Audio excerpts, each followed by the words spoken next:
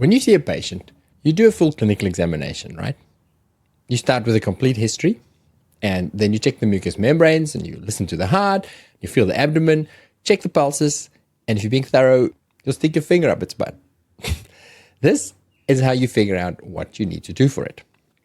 So, when the vet profession needs a health check, it's the same. We need to start with a good history and a thorough examination. And someone who has one finger on the pulse and one checking the prostate of our profession is Rhonda Andrews.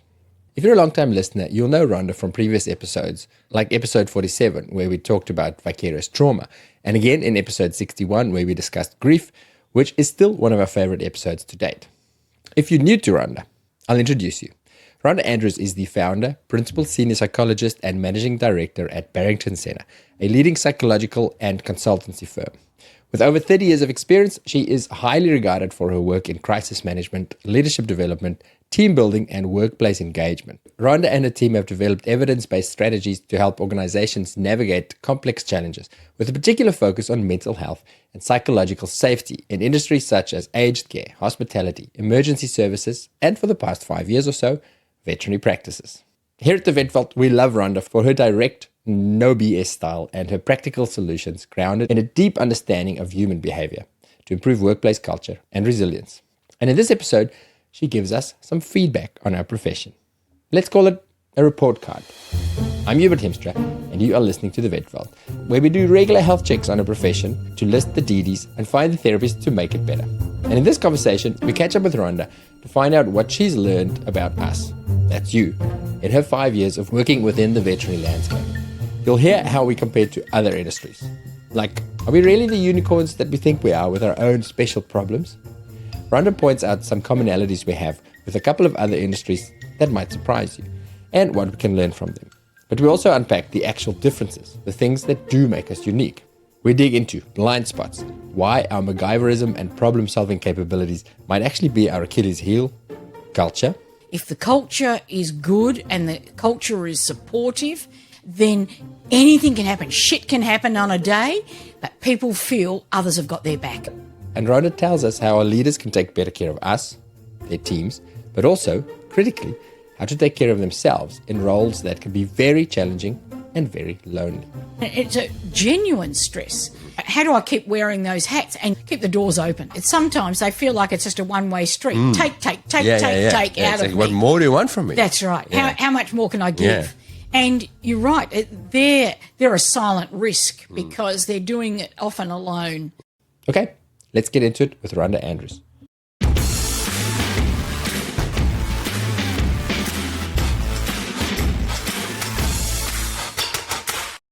Hello, Rhonda. Yeah, how you going, Hubert? Lovely to have you back. Nice to be back. It's been way too long. It has, far too long indeed, and I just feel like time's flipped past, but it feels ages as well. Oh, and I told you last night that I had such lovely feedback on one of our, serendipitously, the day before we were interviewing again, somebody said, I just listened to the grief episode and loved it, and everybody should listen to it. I was like, well, that's good, because I've got to follow up with Rhonda booked for 2 days from now. And isn't that great? You know, what I really like about that is that it's current at any time for people, and people can dip in, dip out with what's happening in their lives and what's happening in the practices. And for me, it remains relevant. So it's been, since there was podcast, I think about two and a bit years. And when I first met you, when I first interviewed you, you had vast experience in many industries and professions doing the work that you do, but you were quite new to the vet world. So you were just dipping your toes into supporting vets with psychology. And how do you describe what you do? What's your elevator pitch? Oh, yeah, I'm not good at elevator pitches because it goes on too long. Yeah, okay. But, okay, 2 words. But I think our work is all about how do we improve people's lives, whether that be in work, whether that be personally, because we're not two separate people, you know, that, and so whatever your hats are, wherever your roles are, that's what we're on about. Okay. But in your business, in the Barrington Center's work, that's often in a work environment, in Correct. an industry environment. So what is it about your unique situation that we can improve to make you a happier person in and outside of work? That's right. Yeah. And how do we get teams and leadership humming, and so they're much more effective and efficient, and that people enjoy what they do and they're working together, genuinely together, not just because that's my role or that's what my PD says. It's a genuine, I want to come to work and I love what I do and I really feel valued. And for me, that cultural piece, we were talking last night of all the different cultures of different places, and that for me is pivotal. If the culture is good and the culture is supportive and really genuinely there, then anything can happen. Shit can happen on a day, but people feel others have got their back. That's massive. I think we'll dip back into all of that because there's a lot of people who don't necessarily always feel that in our profession. Yeah, feel very unsafe. But so what I wanted to ask you, how I wanted to start this conversation, I heard a quote, and I've said it before in the podcast, but I really love it, that you can't read the label when you're inside the bottle. Yeah. And I feel like us in our profession, we are so inside the bottle. We know we have problems, but we can't always read the label properly of what is actually going on and how can we fix it. And I haven't heard that. That's great. I loved it. I think I've said it about 4 times on other episodes. Right. And I feel like you came to our profession outside the bottle. You read the label. Very nice. and I almost want to get a report card from you to say, well, as somebody who has worked with emergency services, with lawyers, with medicos, medicos, education, everything. And then coming to us with a fresh perspective and let's say an openness of, okay, well, let's actually figure out what's going on here. What have you learned about our profession? Where are we good? And obviously in these specific terms, we're very good at making animals better. but what are we good at? What are we maybe not so good at? Should we focus on the problem areas? Where have you gone? Okay, here's some serious holes that need to be filled if you guys want to be the profession that you want to be. So can I start with a report card? Because given that I have an educator's hat on, I always like to say, let's talk about the strengths first in the sector. And I'll try not to take it too personally. I'll be open to feedback. So for me, looking at, as in a report card, looking at when I entered, it was really probably about 5 years ago, where I was really introduced and immersed into the veterinary world. And it was very exciting because what I saw was some really good innovation and some really thinking, what I'd call thinking outside the box in the way people were problem solving, the way people were just dealing with day-to-day things. And that innovation is lacking in a lot of other sectors. And I saw that as one of the most powerful things. And part of that innovation, surprisingly, and some people feel like, well, how are these connected? But it's compassion.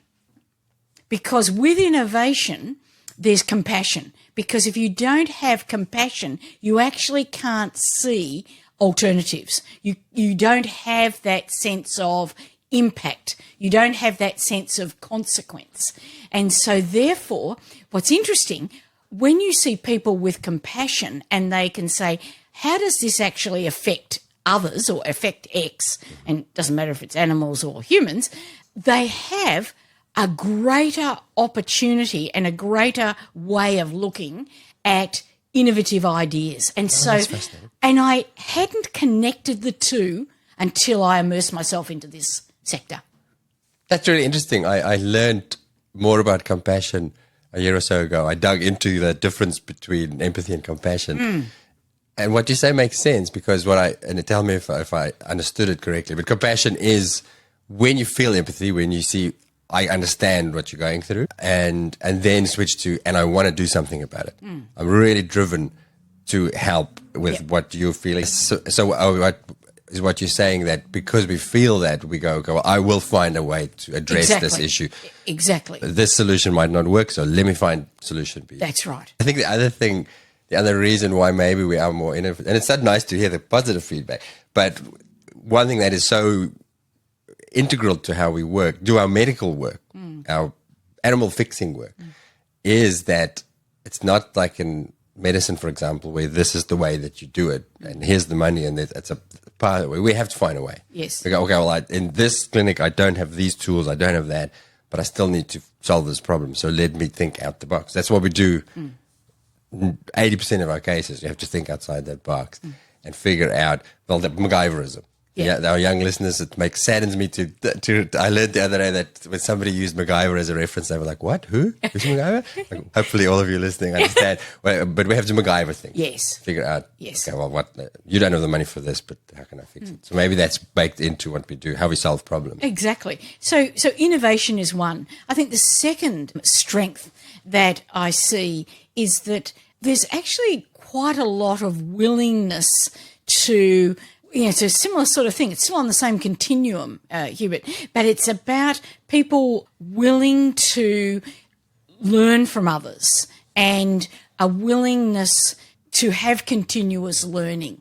And I hear it all the time with vets, with nurses, that they're very, and in research, they have that, it's an extension of that problem solving, an extension of that scientific thinking of why and wanting to understand the why better. And I mean, it probably comes off an A-type personality where everyone always is a huge self-critic. So there's the Achilles heel here, but being the self-critic, wanting to improve things. So therefore the why is there. But there's a willingness to learn from reading or learning from observing or learning from talking with others. And that is something that's lacking in a lot of other industries. And I saw that in spades as a great strength within the veterinary industry. And so that innovation and that continuous learning embedded. It's not like, oh, I've got to do it for my professional development points. Yep. It's much more of that's our DNA. Yeah. And for me, that's good. And I think the third I'd like, because I'm always in threes. Okay. So the third strength that I'd like to talk about is very much I'm seeing leadership change within practices and within hospitals. And it's varied, like in any place. You've got the bell curve of good and bad leaders. But what I was starting to see when I entered into observing the profession was, once again, they were really starting to see the need to develop true leadership, develop those skill sets that don't come from your undergraduate or your postgraduate studies. You're an expert in your field, but where do you get that management skill from? And there's still a way to go, because once again, I'll talk about the flip side of that. But that's what I saw as a strength, that the profession is identifying how that leadership piece is so critical, and particularly in the turmoil of COVID and the overlay of all the exceptional and high expectations from customers and clients during COVID, and the change in behaviour, very aggressive, very destructive behaviour from people, just how that leadership piece was critical. And you can see, it's chalk and cheese, you can see the businesses, the practices that really had their leadership in check and were able to protect the staff, and those that were absolutely undone by COVID. Thank goodness I like that. We want to learn more, and then we want to learn about leadership, because I can tell you, when I entered the profession 20-something years ago, that was not a thing. Yep. And it was atrocious. I think the reason why we had such a high turnover in the profession was that I think it's the whole structure of the profession has changed so much. The whole corporatization, bigger groups. Yes. We grew up a little bit. Yes. We were very much mops and pops. Yep. Mom and pop Practices. small family businesses where, there were 5 employees, so you're like a little group, and leadership, leading big groups wasn't such a problem. And there was a downside, because you had many of those owners who had no idea about any leadership, and it was, if you got stuck in one of those clinics, it was terrible. But as we innovating and as we growing, we're getting bigger, and then we realized, oh shit, there's a skill that we're actually lacking, and that is, how do we manage this thing that we've created now? Yeah. We've got all these people, we should run it like a grown-up business, Yes, and not exactly. not just. And I think sometimes that MacGyverism is a downfall, because I experience it and I see it, that people go, I'm smart, I can figure stuff out. Yes, I'll exactly. just do it. Yep. But the massive blind spots then that we have in stuff that needs to be developed. That's right. And that's where that blind spot is a mixture of ignorance and arrogance. Yes. and very much that arrogance piece of, well, I can tell you my IQ, and so therefore I can fix it, rather than saying I need help. Yeah. So let me flip it. Okay, so let's the flip it. report card So has strengths. is it time for the shit sandwich? Here are the good things, but That's right. Don't you hate those sentences? Look, I'm really appreciative of this, and then you wait for that BUT, and then you cop it. So you better take a seat. You better sit down. So I think the flip side of that is, I think when we talk about that transition from mum and dad practices into the bigger corporations, I think there's still a long way to go, because I think there's still a sense of paradigm and model that try and hanker back to that old practice model and are trying to say, well, we're just bigger. So all we do is we put it on steroids and we keep doing the same thing. And so that leverage and transformation into, no, in actual fact, we are an organisation now. We have to have various roles, responsibilities, and a reporting structure. That transition is still, in some businesses that I observe, has gone into like being frozen, immobilized, impotent, because what happens is they still want that let's all be a family, and they're still trying to run it when there's a major number of staff, and they haven't quite made that transition. And so therefore what happens for the staff, they get mixed messages. They get contradiction. I really value you, Hubert. We've done this for 20 years together. Da da da da. And then all of a sudden, they feel like they're being slapped around with a whole thing of how they operate in the business, and who has that responsibility, who has the decision making, and so they feel like the rug's been pulled out from under them. And so it's that mixed messaging. That's an issue that I see. That transition hasn't gone smoothly. And I think there's part of it is because people want to go back to the old. Yeah. Do you feel a resistance when you go into these big business? And I think I understand it. I have empathy for it. I'm old enough to, as I said, to. It was almost a good thing about our profession. For example, I have friends in engineering or construction or grown-up businesses. Yes. And then I'd listen to their stories of bureaucracy and red tape and the regulations. I'm like, oh, thank God we don't have that stuff, because it just gets in the way of what I want to do. I just want to fix animals. Yes. Don't come at me with all that crap that I have to deal with now.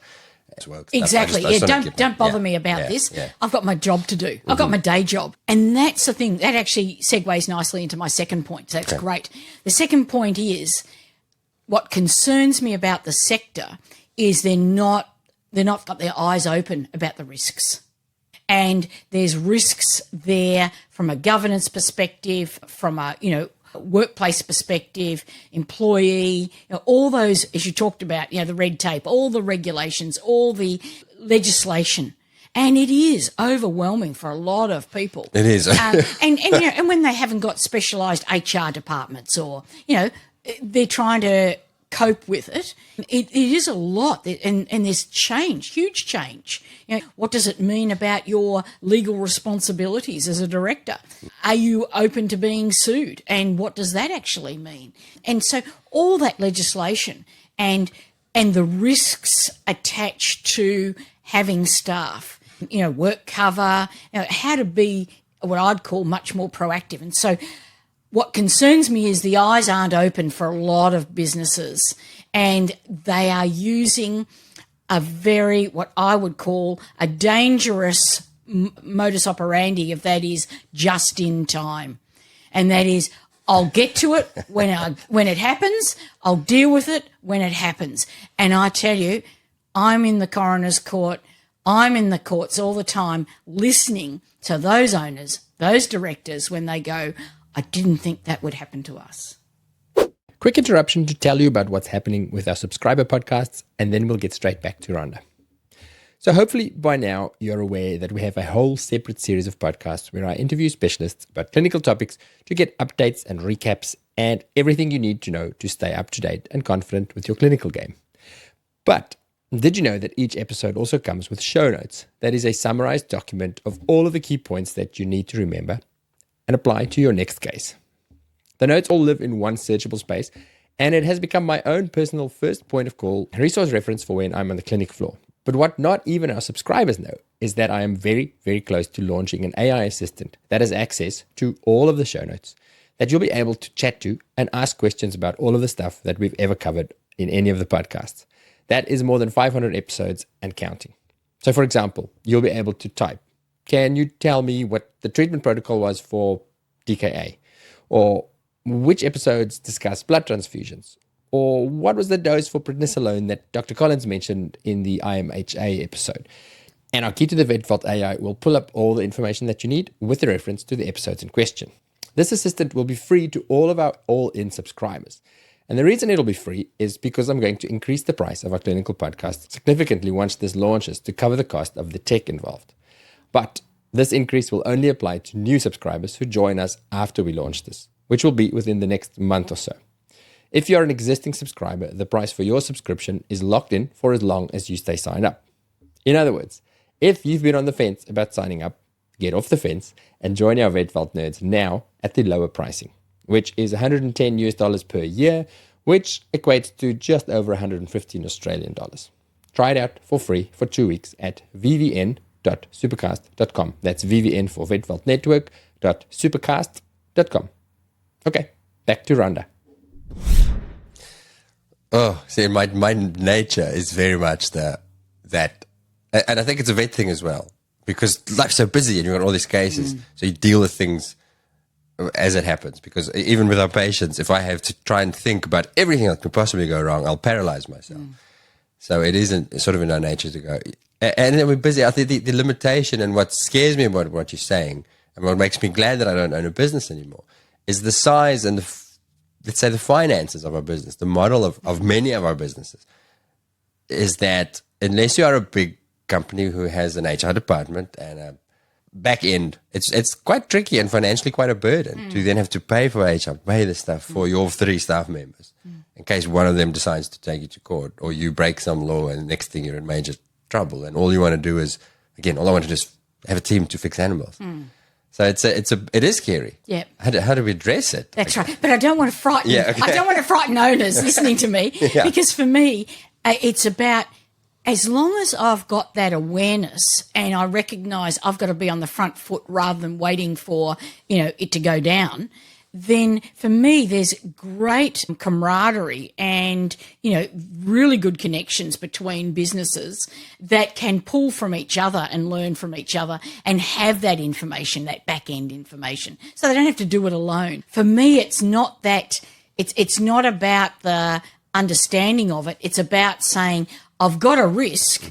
Let's get in front of the curve and make sure it doesn't come and bite us. That for me, it's that blinkered fear of I'll deal with that when it happens. And I could bring it right back to a very immediate one of often we're getting called in because the risks are that an individual staff member, whoever it might be in the professional or certainly in the administration, they are very much upset, distressed by what might be happening in the workplace. They feel they're not being heard. And then all of a sudden that flips around to not a complaint. They internalise that, and often that then becomes maybe an issue of attempted suicide. So all of a sudden the person internalises that distress, and we're called in at that point, and they've got no framework in place to deal with it. And so all they're doing is throwing all these resources at it in a high risk, very impulsive situation. And the learning is, what needs to happen is, from that is, what could we have had at the front end that could have circumvented this? And it seems a long bow between complaints at work and then someone attempting suicide. But that is frequent. I see that day. I see in the vet profession or I'm talking just about the vet profession. I see that weekly. So what can we put at the front end? Like what should it look? Let's say I'm not a corporate group with my own HR department. I'm my small business with my 3 vets and 7 nurses. What do I put at the front end? Yeah. And for me, the front end is actually giving people the training of how they actually operate within the business, how they operate as individuals. So the type of training I'm talking about here is communication, because what lacks in that example I just gave is the individual says, I'm not being heard. I'm not, they're not hearing that this is a real issue for me. And so once again, very type A personalities feeling like I'm not good enough, I'm not valued. That's when it turns into a self-destructive reaction. And so going back to what you asked, Hubert, it is that proactive stuff. It is that training. You know, for us, it's around the psychological first aid. For us, it's around having a look at things that are making sure there's good communication and genuine communication, not just, oh, yeah, we tick a box. Because that's the cynic in me. And again, that's looking at other big professions and speaking to people who go, so for example, people who work on the big mines and stuff, they have, and it's more physical safety stuff in that, but it becomes such box ticking that it actually pisses everybody in the job off. Exactly. This just interferes with my life. I freaking hate this. It doesn't make me feel protected. It makes me annoyed because if I don't tick the boxes, then the company's not protected. So how do we change that into this is a genuine benefit for you as a leader and for your team, and you're going to have a better workplace? Is it just an attitude of being more open to it? And I think it's more, and it's a good point, because it does piss people off if they feel like, well, all you're doing is just Covering an your ass ass. covering exercise. And I think the way to get around that is really simple. Everyone does the training. Doesn't matter if you're the owner or if you're in customer service, everyone does the training, and it's a team thing. And that can be done online, so it doesn't have to be onerous, but it's saying, I'm no different from you, and that we all need to learn it. And what's important, and there's training and there's training, so let's get it right here, that the training I'm talking about isn't just, here's the theory.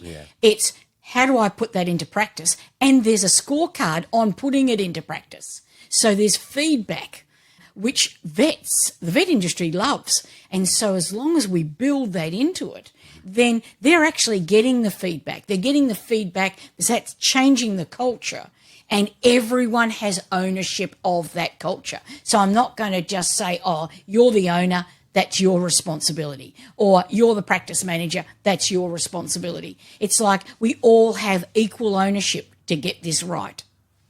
I think that's an important message for people to hear, people listening to this who are not owners and managerial teams. That stuff that your boss is trying to get you to do, and I'm guilty of that as well as an employee, because life's busy.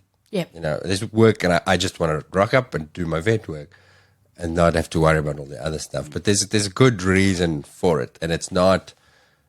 I think maybe the temptation is, if I'm okay now, I'm psychologically okay, I don't have a problem, so I go, this is bullshit. I don't have time for this crap. I just want to go camping.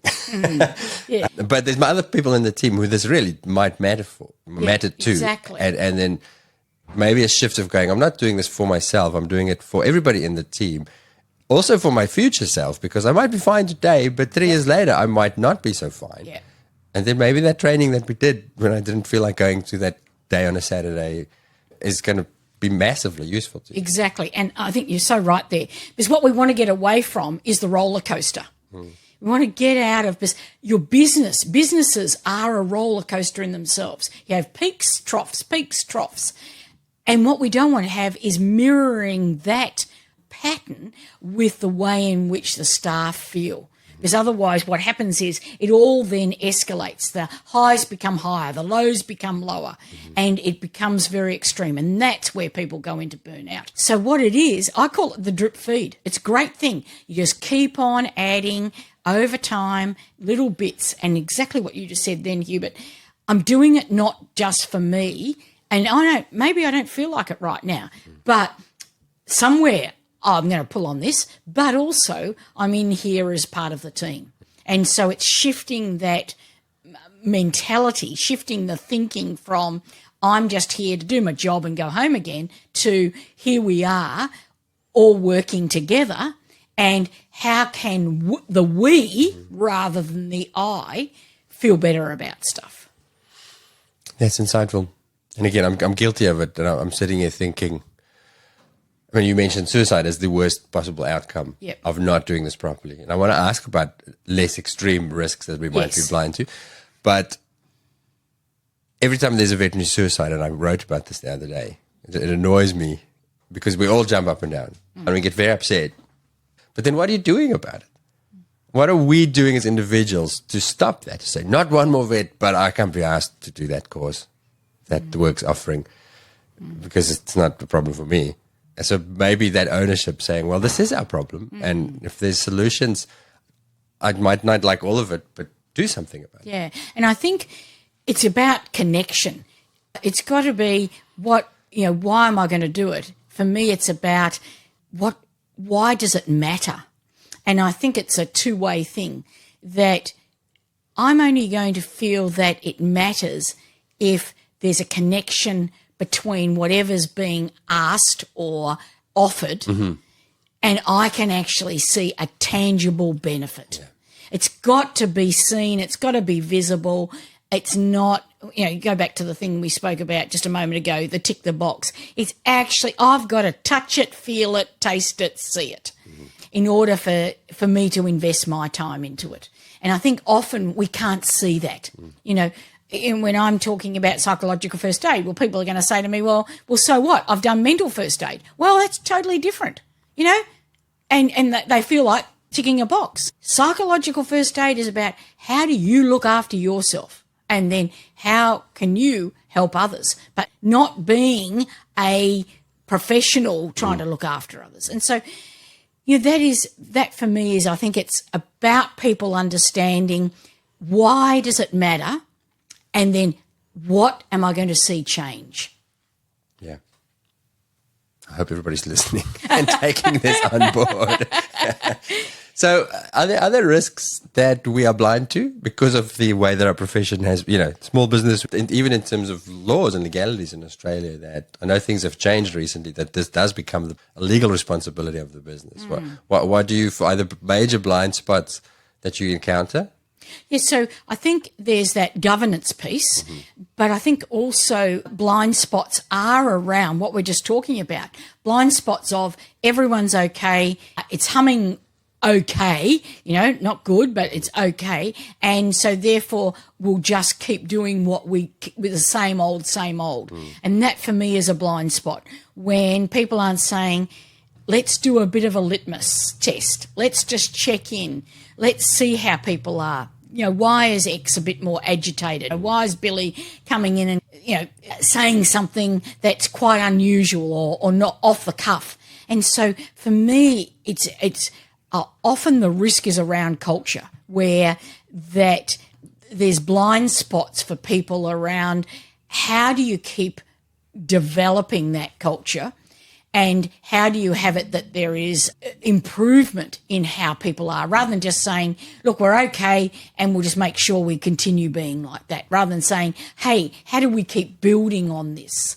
Because people want to feel valued. People want to feel that they're making a difference. And if they feel their thoughts or their ideas are just going into a black hole, or they feel they have no influence, then for them it's like, well, what's my purpose? I've got my purpose professionally, but what's my purpose as a team member?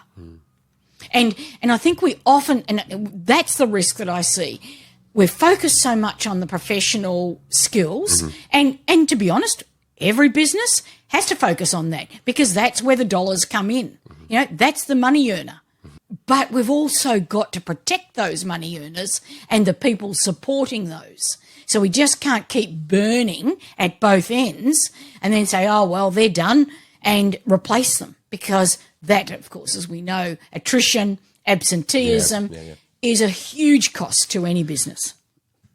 So I'll give you two arguments, not against it, two excuses that I feel is out there, and I see it in conversation. It's overwhelming. I'm an owner. I recognize this is important, but I've just keeping my own head above water. Yeah. Yep. Just with the clinical stuff, making sure I've got a roster full and clients are happy and checking the finances. And beyond that, I don't have the capacity to focus on this. Yeah. And and I hear that argument all the time. And then the other one is more of an attitude. And I'll come back to the solution to the first. Like, how do we... The other one is sometimes, and I feel like it's more of a generational thing, but it's, these millennials are so soft. And they need to be namby-pambied and wrapped in cotton wool, and their emotional needs need to be met. And always want feedback. Show up to work. Yeah. Do your shit. In my day, we didn't have all this crap. Yeah. Yeah. And look, both of those, I hear them frequently as well. And I think they're genuine. And so we can't ignore them. Otherwise, we're doing we're doing what we're just talking about ourselves. So getting to the first one about the time one, very legitimate. I mean, I see owners just feeling like they've got their, as you said, just the head above water, and then they drown, and they just feel like they're in that perpetual cycle, and it just doesn't. It's like the lemmings at the cliff. It doesn't take much for them to feel like they've flipped over. And that's that whole thing about feeling like I'm wearing so many hats, that I've got, for Christ's sake, don't ask me to do another thing. I've got payroll, I've got work cover, I've got all these new legislations coming in, I've got complaints, customer complaints, I've got whinging staff, I've got to balance the books. The cost of everything is rising. And they do. And it's a genuine stress. And how do I keep wearing those hats and keep the doors open? Yeah. And take care of myself, because that's a big group of people who I feel get ignored almost, not by yourself, but often by the employed vets and nurses and that. There's a lot of finger pointing towards the bosses. Oh, absolutely. But I know a lot of bosses. They're not sleeping. Yeah. They are very much at risk as well. Yeah. Their own I agree. psychological safety, because they've got your problems and their problems that they have to worry about. Yeah, and you're quite right. Sometimes they feel like it's just a one-way street. Take out of me. What more do you want from me? That's right. Yeah. How much more can I give? Yeah. And you're right. They're a silent risk, because they're doing it often alone, and they've got no one who's going to. Well, no one's interested. A lot of people aren't interested in what your gripes are. Yeah. So going back to that time piece, and certainly about feeling overwhelmed, and it's a genuine issue. Understand that is, if I go into any small businesses, doesn't matter what the industry, I could write the script of just where those pressure points are. And we saw in COVID how very susceptible business is to either that being a deal breaker or just, bringing businesses under. And so I think for me, certainly what I see where people actually turn that around is to say, I can't do it all. And it sounds trite, and it sounds like, oh yeah, fine, Rhonda, it's easily said. But it's a genuine thing of saying, I can't keep on doing the same thing because I've just run out of time, or I've run out of emotional space, I've run out of brain power to do this. So it's actually reinventing those partnerships. It's reinventing the way the business operates, and it can be really small tweaking to make a difference. So it's actually looking at the staff, however small or big the business is, the practice, and it's saying, okay, where are our skills? Not our professional skills. Where's our talent as a business, and who's got the talent that I can actually delegate to? And it might be small, but it might be customer complaints goes to one person. It might be looking at what training there's out there for staff to do. It could be, let's get an assessment on what are the rate changes. What is our lease of our building comparable to others, or are we being ripped off? So it can be as targeted as that they're looking at, but it's saying, firstly, I can't keep doing all of this. And so it's then saying, where are the skill sets within the team? Research, problem solving, willingness to explore and investigate things, a person who has a great deal of order and really wants to systematise things. and start to give them small bits of other jobs that are keeping you up at night. And saying, and it's not about, because I can hear it already from owners, they go, but they'll want more money. And it's about saying, this is about culture. If we're going to thrive and if we're going to actually build our business, the business, not just, who is the owner, us, then this is our contribution. So it's culturally based outcomes. Okay. That for me, if you're just saying, oh, do this, oh, do that, oh, do the other, people are going to get pissed off and say, oh, shit, that's your job.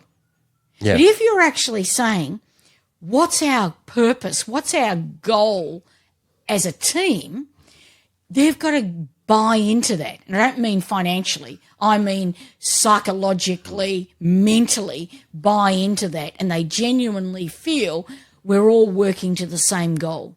Because if we don't have the same goal, you're always going to get infighting, tension, and disappointment.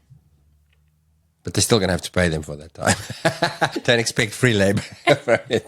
Do you mean that's not what you're saying? You're not saying people should put their hand up to do that work for free in addition to their clinical shifts. When this works in other businesses, people do get compensated for. Let's say I'm going to take on psychological safety or something. I'm an employee. I'm an employed nurse at the practice, but I'm passionate about that, and the boss doesn't have the mental capacity. How do you make that happen? Is that, okay, in addition to your clinical shifts, 6 hours a week, I'll pay you for investigating this and rolling it out? Is that a good way to do it? I've seen it happen in a couple of ways. One is what they've done is they've reduced the shift, a hands-on shift, and so there's a part of that becomes their research. And once they've done the research, they can then go back into all their contact hours. The other is they do say, okay, here's a budget. And it's small, it's might be only a few hours, but here's the budget for you to go out, investigate, and implement. Okay. And then there are others where it's a shared, if you can put in an extra hour, then this is what I'm willing as the owner to put in to investing into us doing that training. And here's, so many $100 per head to do that. So it becomes a dual, you do it in your time, but I'm willing to put the money in for this training. Okay. So you've worked in practices where you've been part of or helped with this change in the last 5 years. Can you think of any pitfalls, anything that people have done or not done that makes it not work well or not implement as well? And you can say, no, you can't. I'm just curious, what if somebody's listening to this and going, yes, what do you avoid? What have people tried that didn't work? Yeah, I think the thing is when they try and hurry it, when they go, oh, yeah, let's do that tomorrow. Let's put it into place. And then there's no structure in place for longevity. Okay. And it falls over. Everyone goes, oh, there's just another great idea that's gone down the drain, And so they get very despondent. They go, why bother? And they tune out. Because they feel like, well, it's a one-hit wonder, Great, lot of air, doesn't go anywhere. So that's a pitfall when people, they come back from a conference and they go, hey, here's an idea, bang! Yes. They try and put it in place. And they're not even looking at what the current culture is or how people are. And they feel like they can just drop an atomic bomb in there and feel like that's going to be the panacea. That's going to be the fixer. So for me, it's both having the structure in place and the process and people in place that can continue the activities that are the change. And the second is it right and is the business ready right now? Because if you try and put it at the wrong time, it backfires. The other thing I'll comment on, and I'm curious your insights if you've noticed the difference, but there's increasingly coaching programs, mentoring programs for practice owners that you sign up to and you're part of it for a year or 2 years or something, which I feel like make so much sense because we have a capacity and we have strengths and weaknesses as individuals. And some people, I know some practice owners who are phenomenal leaders. They seem to just have the skills. A gift. Most of us don't. It's the reality. And again, it's that MacGyverism of going, well, I'll figure it out because I'm smart. but you don't figure it out. Do you find a difference with the practices you work in how good people are at planning and implementing all these new things when they have an outside business helping them run the business? Yeah, and I think outsourcing. yeah, and I think that works very well. And I see two different models. Three actually. I see an external mentor or coach who is another vet or is in understanding of the veterinary industry, and that external voice is excellent because and we've got plenty of very good coaches in Australia where, there is that good long-term relationship to build exactly what I'm just talking about, build that change over time, that transition over time. I also see another model where it's a collegiate support. So it's either geographically or purely because of interest groups that owners have come together and they form their own like a cohort. mastermind almost, to say, exactly. Let's catch up and what are you working on? That's right. What's and they working, share those ideas. And so that's a micro group. And in education, that's a very key model that's used very effectively where principals get together and on a regular basis and, share all the stuff that they wouldn't be sharing elsewhere. So it becomes a very open and trusting working relationship. So it's not a competitive thing. It's very collaborative and collegiate. And the third is, which is very new to the veterinary industry, and some listeners will go, oh, how can this work? But it's cross-functional and it's cross-specialist. And so the coach comes from a totally different industry. And so what you're getting is not only an external coach, but you're getting someone who is not part of the industry. So therefore, there's pluses and minuses to that. But the plus is they are not making assumptions. Yeah. And so therefore they challenge everything. So it's only going to work for people who are willing to be upfront, to have quite a robust coach who is going to really want them as the coachee to really check, am I only doing this because this is what I've done for so long, and does it actually benefit me? That requires a very open mind, I think. It does. Because I can speak from personal experience. I've done quite a few courses and coaching things for the podcast. So completely separate. And by virtue of that, the coaches have nothing to do with the vet profession. And then they want to talk about stuff. And my default is immediately, yeah, but you don't understand. Yes. You don't get my profession. You don't get who I'm. And there's some truth in that. Like there are some things where they don't understand it's not like another business. But there's also probably much more commonality. Exactly. Than we give credit. Like I think in our profession, and maybe all professions are like this, we think that we are unique in our problems and challenges. I don't know. Do you want to comment on that? Yes, and I do hear that all the time. Hence the reason when I first started in the industry, I immersed myself very quickly. I come with the psychologist hat, but I needed to understand the nuances of the industry. Otherwise, you do look like, well, what right? What credibility you don't get it. do you have? Yeah. However, there is a flip side to that because I experimented with this some years ago, and that was that I trialled this whole concept of cross-industry learning between the judiciary in Australia with the medical profession. Okay. And so I got surgeons, and the commonality was they were both building new premises, new venues for their big organisations. Okay. And so that was the commonality. That was the driver. So lawyers and doctors, basically. Lawyers and doctors. Oh, wow. And so they both had an outcome that was bricks and mortar. But what it meant was I utilised the learnings across each group. So some were surgeons, some were architects, some were the COOs, a range of people within each of the businesses. They actually were coached by the opposite industry of the same hat. So therefore, let's say the surgeon was meeting with the judge. And so what happened, the building, this is the fantastic thing about it, the building became really incidental. So hang on, I want to pause. I just want to understand. So these were clients of yours, and you said, I think Dr. X, you should No. judge. So what happened was I was dealing with the two different organisations, Yep. and I could see both of them were struggling with the same, or really had the same challenges, work challenges, staff challenges, all the things that we've just been talking about.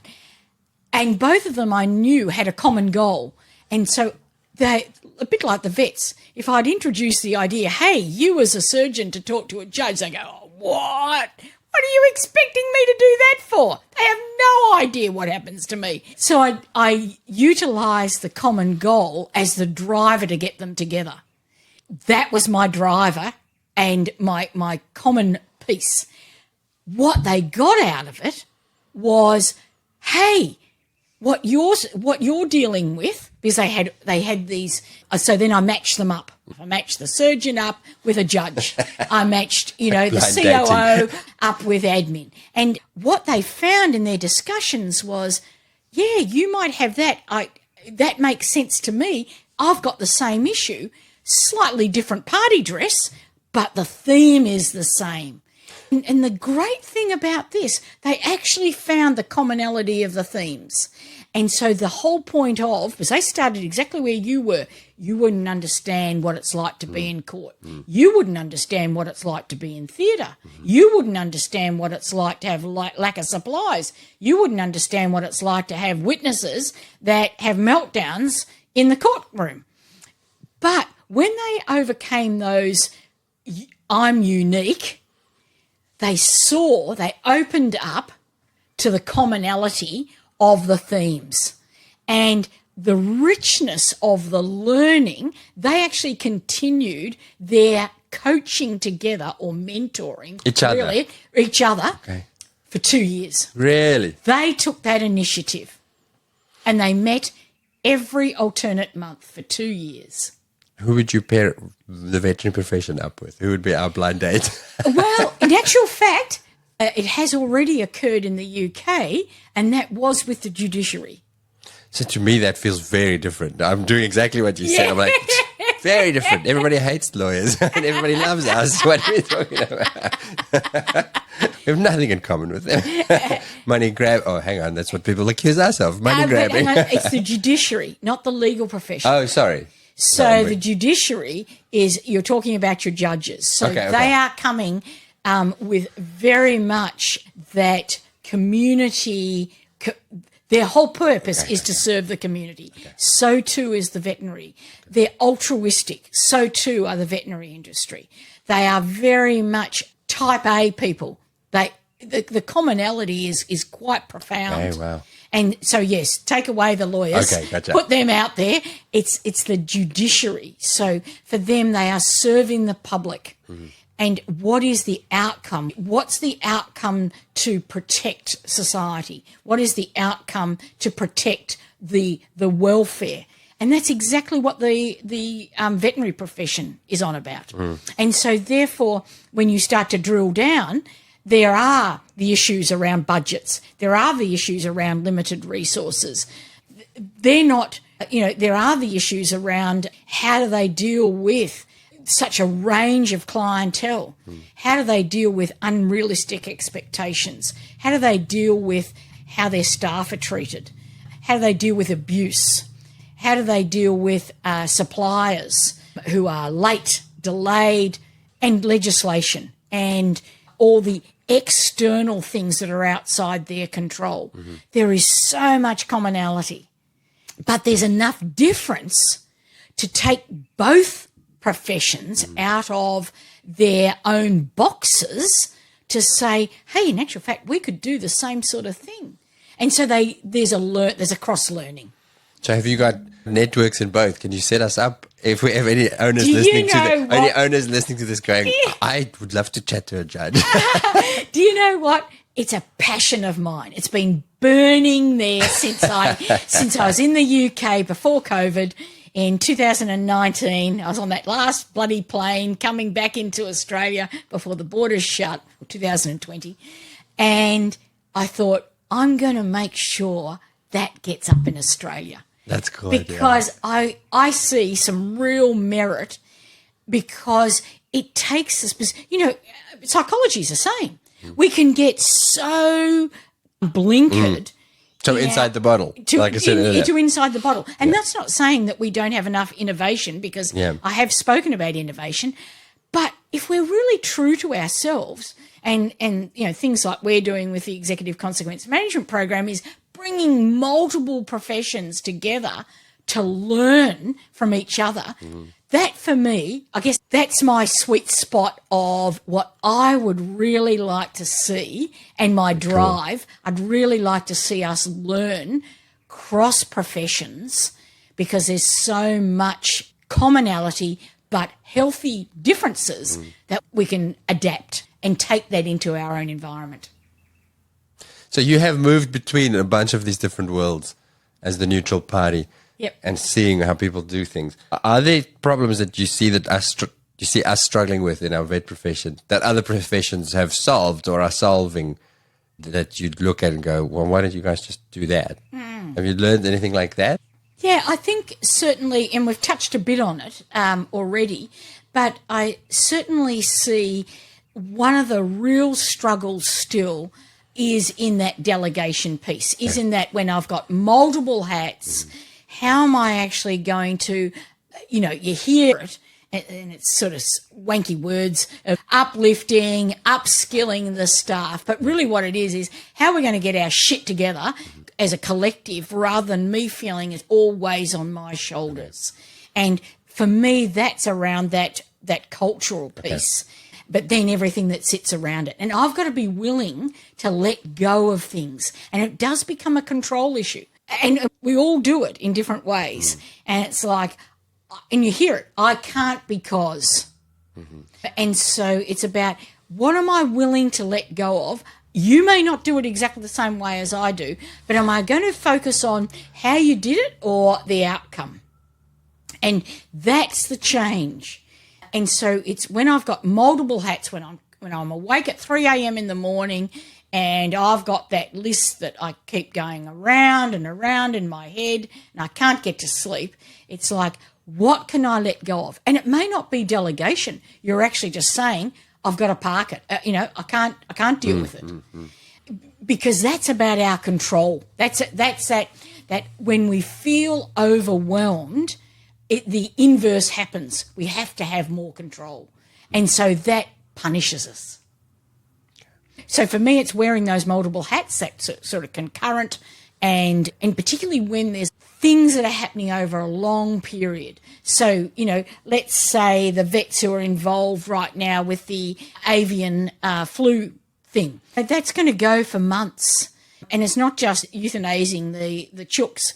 It's about what happens for those farmers. I come from Victoria. A lot of those vets have very close relationships with those Western District farmers who, their business just died overnight. And that affects the vets. So, here's the knock-on effect. Knock-on effect in relationships, knock-on effect in business. And so that has a long-term effect. Droughts, fires, they all have long-term effect on vet practices. And it's in that piece, how do they actually manage what they have control over and what they don't, and what they can delegate. And so for me, it's that concurrent and long-term dealing with change. So that's one. How do you get better at that? Because now I'm doing the same thing that I said. I feel like vets are worse at it, but maybe not. But it's that A-type personality, and by virtue of our job, we are the problem solvers. Yes. And I've had, in one conversation we had about veterinary suicide, somebody who had a suicide attempt said that was his Achilles heel, because I'm the problem solver.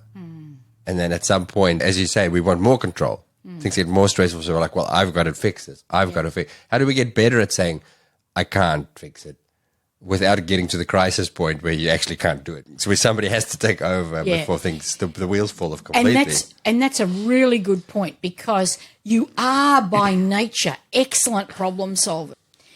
And in the assessments that I do with people in the burnout programs, and also looking at work profiles, what I see is you're excellent problem solvers, and that's rewarded, and that is reinforced by the nature of the business in the practice.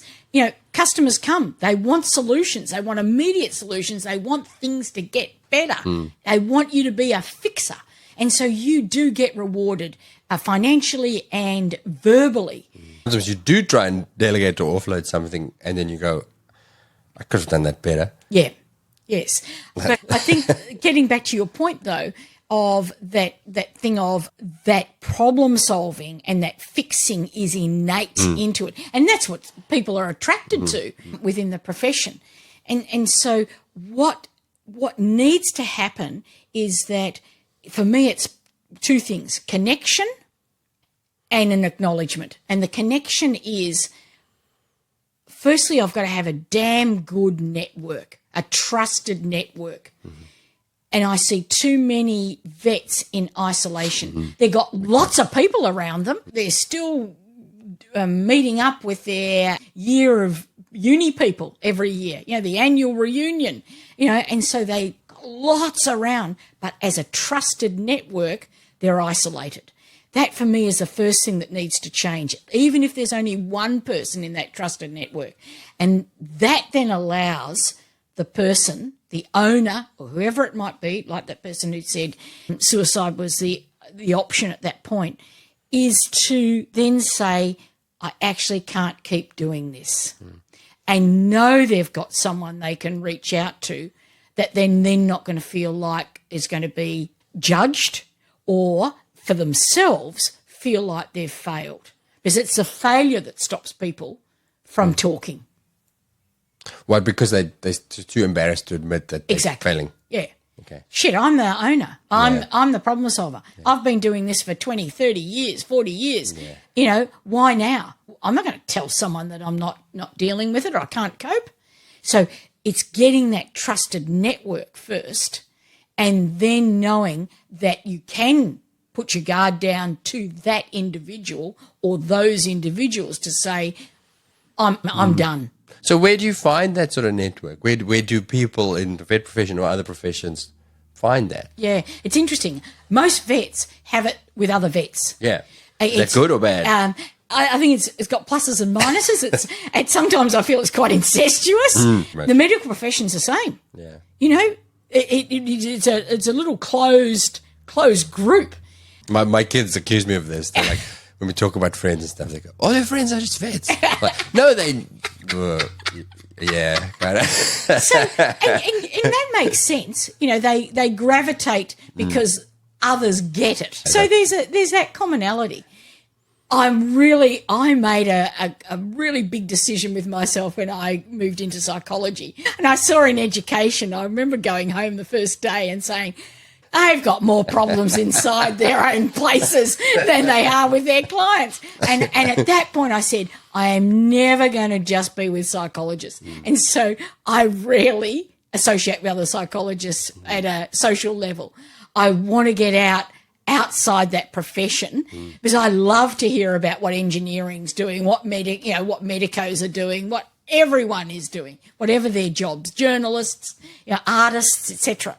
And so for me, going back to your comment seriously, how do you get that network?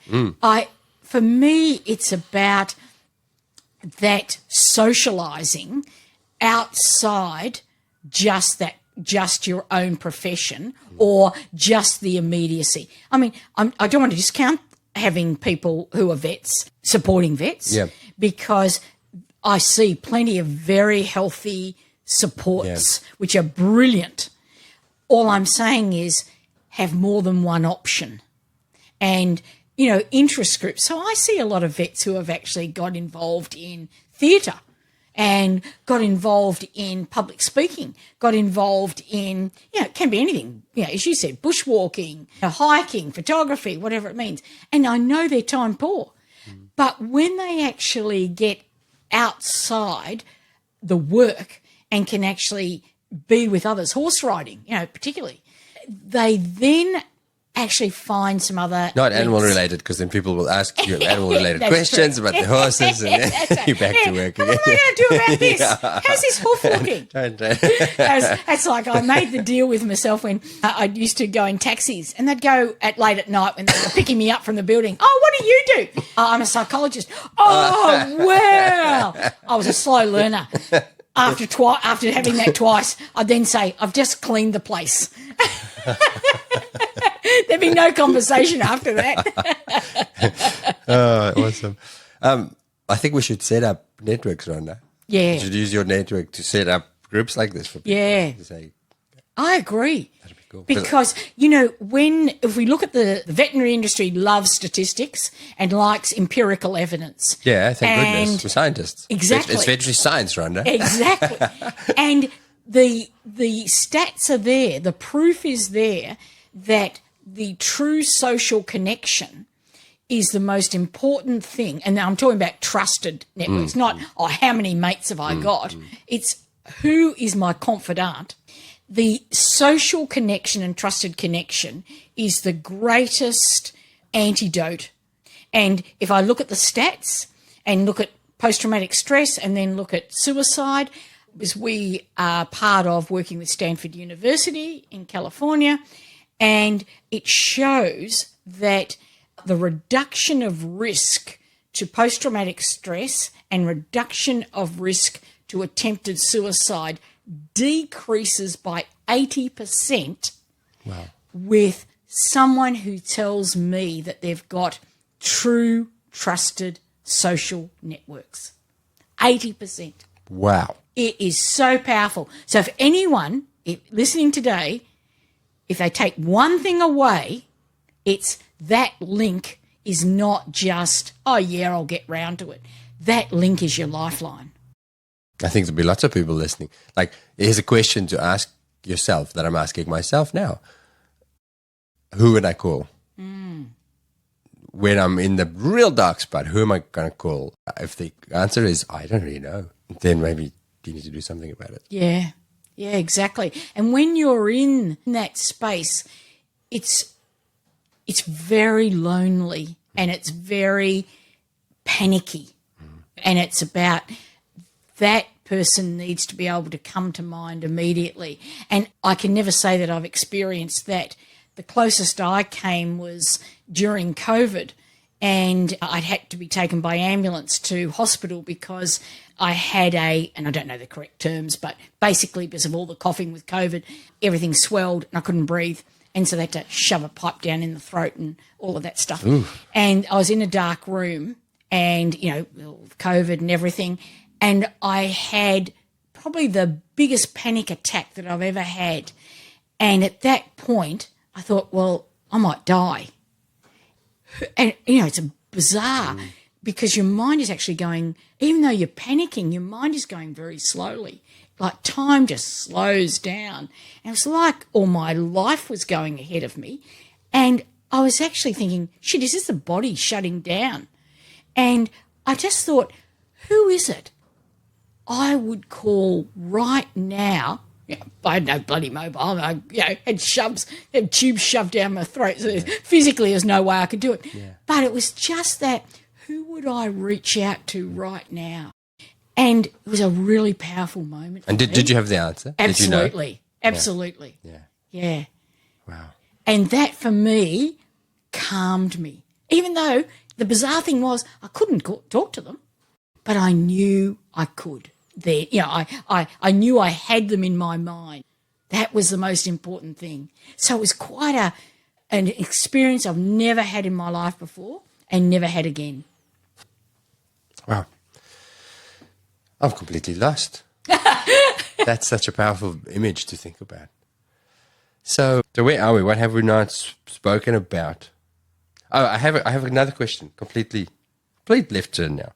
So are there things, because we like to, like I said, we said earlier in the conversation that we like to think that we're unique and we have our unique problems. Are there unique problems to us? Like, have you looked at things and go, yeah, you guys are right. I've not come across this in other professions. It's a good question. I think the uniqueness is the assumptions that customers have on who you are. And what I mean by that is your customers come both as people and primarily they're coming because of their animal. But they blur those two expectations. And I see it all the time when I'm working in vet hospitals and working with teams in training, that what I hear is that dual necessity to both put on the work hat, the professional hat, and deal with the animal and utilise So the your thing I'm qualified professional for. skills Yeah. and what you're qualified for. But often the overriding stressor and overriding demand is managing the human being. Yeah. And that, for me, the medical profession could say, well, that's like treating kids and parents, but that's on the same continuum. For me, the veterinary industry is not like that. That people say, this is my dog or this is my cow, but their demand is actually about how you treat me. And so we're seeing that amplified with mental health issues. You know, various vet practices are dealing with serious mental health issues of customers. And so their expectations, their language, their communication is pretty bizarre and threatening. And we're now doing training around not just abusive customers, we're actually doing training around mental health issues of customers, how to deal with schizophrenics, how to deal with people who are really OCDing. You know, If you ask most vets in a beta, they say they're all crazy. so I think that duality is unique to the industry. Yeah. So is that the solution? Is that the because you're right, for a lot of vets who are 20 years into the profession and really still love their job, they've actually flipped and have recognized that I'm here for the people. Yeah. The commonality, the thing that we do together is work on your dog, but my job is actually relationships with people. Yeah. And they find joy in that. And that sustains them. And I find often the vets who go, I don't want that. I just want to work with the animal. Exactly. They're the ones who really struggle. Yeah. And I see that all the time, Yeah. where they're saying, I don't want to deal with the person. And in actual fact, one of the positives of COVID was the customers had to stay, the humans had to stay out in the car park. Lots of vets loved that. Yeah. So the owners were out in the car park, you ripper. The animals were coming in. And I know, I have not just anecdotal, but measurable difference in people's stress levels because the owners were all sitting in their cars and they thought that was great. They could control them. So that for me, and there are others, as you said, really love that relationship. And I saw a lot of vet practices extend that because what they did was they moved from being inside to being outside. So they would come and treat the animal outside in the car. And so they could then control the moving in and out with the animal rather than being with the owner all the time. So we've got a disparity here. We've got some vets who really love that relationship and others who hate it. What I have seen work really well, and the dental profession do it. What, shove something up the client's mouth so they can't speak? Exactly. That's right. It's like, Jesus, I don't want to talk to them, so let's just put as much in there as possible. Let's put that little suction thing in. Actually, just to shut you up. But what I see some practices doing now, which is very clever, is actually having the vet nurse, have the primary relationship with the owners. And so they are, if you like, upbuilding and increasing the visibility of the nurse in that relationship building. And so there's a transition. The vet moves out and the vet nurse is actually then doing the bookends, the introduction of, well, what's happening, to the dispensing and just looking at what things to look out for and therefore what's going to be the next follow-up. Specialist vets do that very well. They really do that well, you know, and I can speak from personal experience of it. They do it, or they use some of the trainee vets So, those who are coming through, still undergraduates and maybe in the specialising part, they have it that they're taking all the details and documentation at the beginning. The vet comes in, does the intervention, and then either the vet nurse or the undergraduate then does the wrap-up. And so the total time of the vet's engagement is about a third. So the solution is maybe, because for a long time I thought that maybe the solution is to acknowledge that that is the reality of the situation. We're dealing with people, and upskill. If it's not natural to you to be, I often thought that's how you solve it. Just get better at it. But is the solution maybe to recognize, yes, I'm one of those people who thrives on that. So put yourself in the role where you're the face. Yep. You're the personality. Or acknowledge to say, it's not my thing. We're having an interview soon on neurodivergence in our profession because there's so many to have that. Yep. Where it's really a high friction for them. Is to say, well, maybe I find systems to take me. And again, it comes back to that. We've got to wear all the hats. I need to be the clinician as well as the public face. I need to be the person in the spotlight. Yeah. And say, well, maybe you shouldn't be in the spotlight. Yeah. You're a fantastic vet, but employ somebody who loves people. Exactly. I agree. Yeah. I don't think the answer is to just say, suck it up. This is what you got to do. Get better at it. Yeah. Because those people are walking. They're voting with their feet. And I see that. You see that. They just say, I'm done. I've had enough. I can't stand the people. I think it's much better to say, it's not my thing. I just want to do my clinical work. So this comes back to, we loop back to where we started. And that was with the owner looking at the delegation, looking at how do I utilise the skills in my team? CCR, that they are looking at the customer service team. They can be a very pivotal part in the relationship forming, and I've seen that done brilliantly. And also your vet nurses. And so I'd be encouraging people who say that isn't my thing. I just want to concentrate on my clinical skills.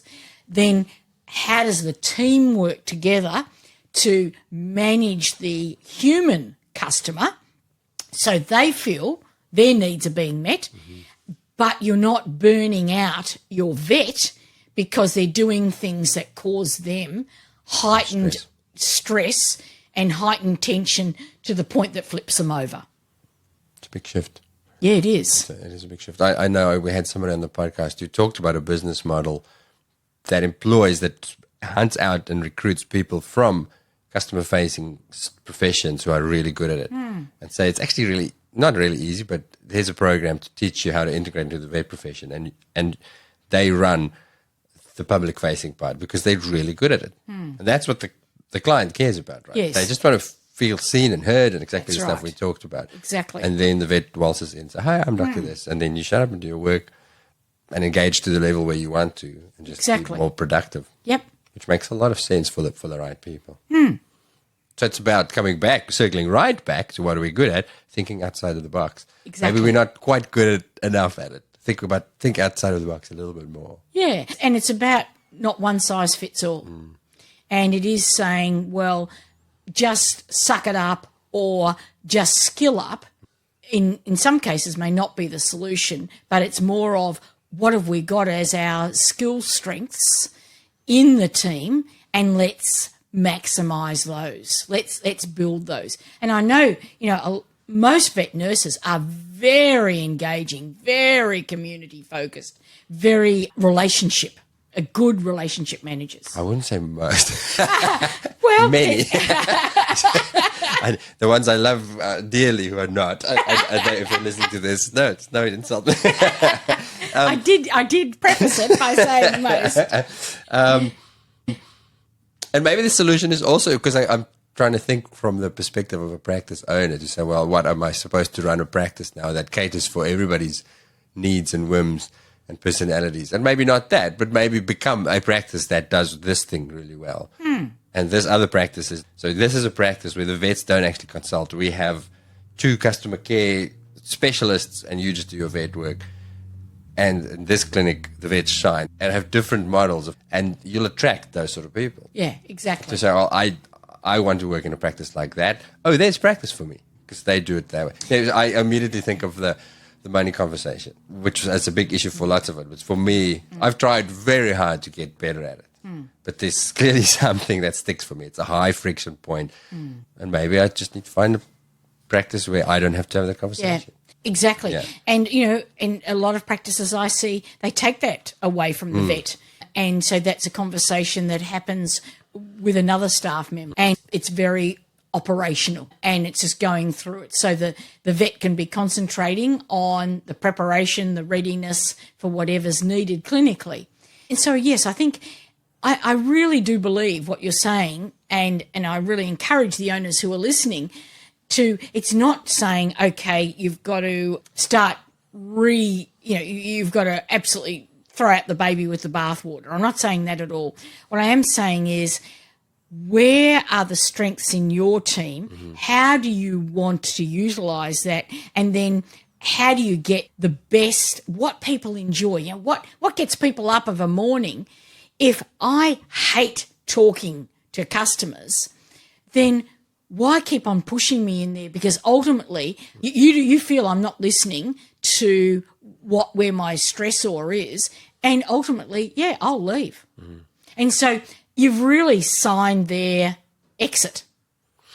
I had a conversation with Dr. Dave Bessler from the well-known emergency group in the US, and they do things a very specific way.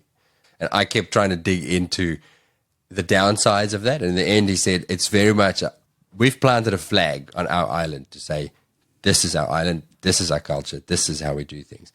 Our island might not be for you. If you swim up to my island and you go, oh, I don't like that, then go find an island that works for you. But the people who want my island and my culture, we'll draw them to us. And maybe that's it. Go plant your flag. But even you can have like sub-islands within the same island. Yeah. Like, just as you were talking, I remember speaking to a vet owner, and he said, I just can't stand it when all the... I won't say what he said to me. I can't... It wasn't for crying out loud. You're right there. Had a few more expletives. What he couldn't stand was on surgery day, just how much chatter from the vet nurses. They'd be chatting about the weekend, chatting about all different things. And he said, I would get really angry. I just want to go through the list for the day and look at things and get everything ready. And he said, so they would see my anger. And so it'd set the day off badly, and it'd just go downhill from there. A really simple solution was, what we did was, he'd give them 15 minutes to have a chin wag. He wouldn't even be present. As soon as he walked in, it was then, let's look at the list. And it sounds simple, but for him, it was that 15 minutes that he would just tear his hair out and it would just set up a really bad environment. So he made it very overt. It wasn't like he was just not there. He'd say, you love your chats? I hate it. I'm going to go and have a coffee. I'm going to start... Put my headphones in. Yeah, exactly. And you come and get me in 15 minutes and I'll come in and we'll start our list. That's cool. And he said it's totally changed, and they make a bit of a joke of it now, but it's totally changed the ambience and the feeling. They're not pissed off with him. He's not pissed off with them. And he recognises their time of just talking about the food, the people, the goss, all of that is what they need to then switch into work mode. He doesn't need any of that. Yeah. And two very different personality types. He's put it out there, speak about it, recognise it, acknowledge it, not condoning or judging one versus the other, and then they get on with it. He said the productivity during surgery days has absolutely improved. So cool. And use that ingenuity, think outside the box. That's right. Great place to wrap. I think am I missing anything? No, I think that's a great. really nice way. Innovation is the key. Fantastic. Rhonda, thank you so much. I've missed chatting to you, and I'm excited to get this one out. Thank you very much. It's been great to be here.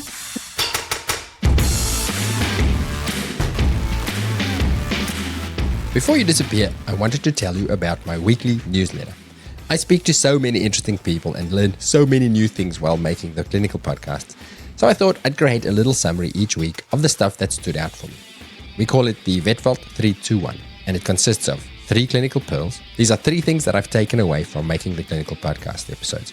My light bulb moments. 2 other things. These could be quotes, links, movies, books, a podcast highlight, maybe even from my own podcast.